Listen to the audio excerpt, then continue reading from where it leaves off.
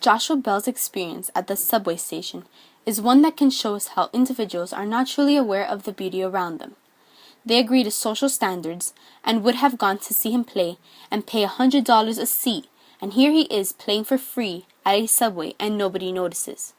Society's perception of the beauty of music becomes clouded, and they may not appreciate it if it's not socially acceptable.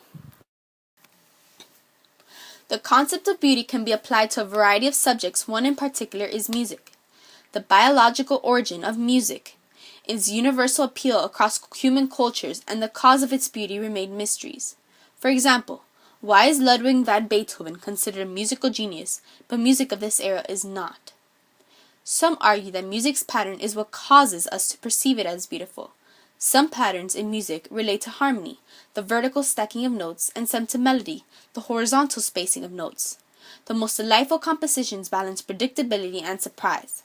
The lasting impression that classical masterpieces have had on human culture and the high esteem that composers such as Bach, Beethoven, and Mozart are held in may reflect an intrinsic appreciation for successful information compression that is held below our conscious awareness. It is speculated that when we appreciate music, a major influencing factor is the release of the pleasure that comes from performing a surprisingly profound audio data compression. By this logic, one would anticipate the level of pleasure to scale with the mismatch between the apparent complexity initially perceived by our ears and the real simplicity subsequently resolved in our minds. This overall compression is more dramatic in classical masterpieces because the extent of the mismatch is much higher, and therefore our sense of pleasure is that much more prominent. Our perception of musical beauty can be influenced by emotions. This introduces another argument which states that the beauty of music depends on how that music makes an individual feel.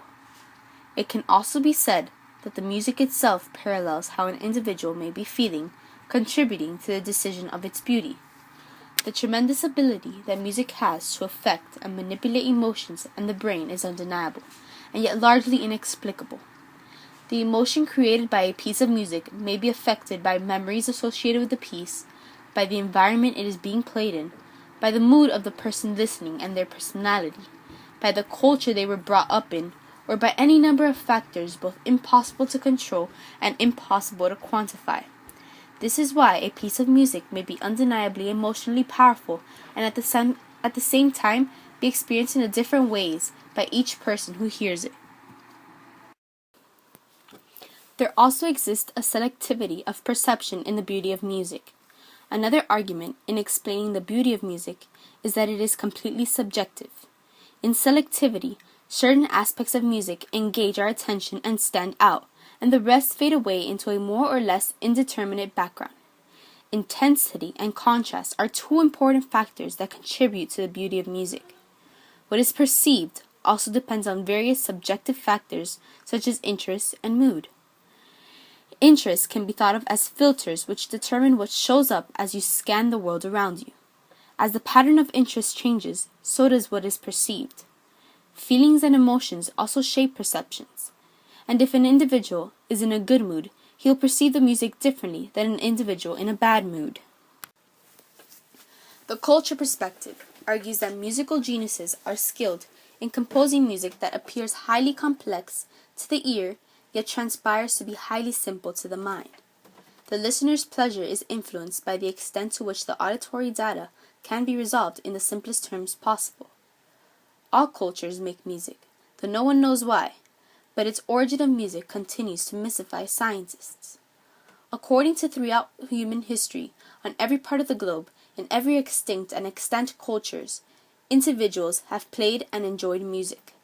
According to Oliver Sacks, we turn to music because of its ability to move us and induce states of mind, and that we have all had the experience of being transported by the sheer beauty of music.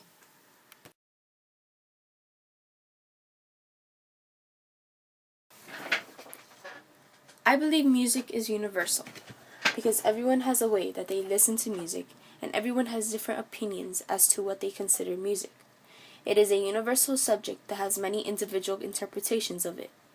Every country, culture, state, town, or family has a different but acceptable opinion towards what type of music is beautiful. I also believe that the beauty of music is not only subjective. I believe that there are also several patterns between the notes in music that naturally evoke a specific feeling when perceived by the listener. There is also the way in which the artist or source of the music plays that influences the listener's perceptions and emotions. For example, if a musician plays with no feeling, the audience will probably get bored.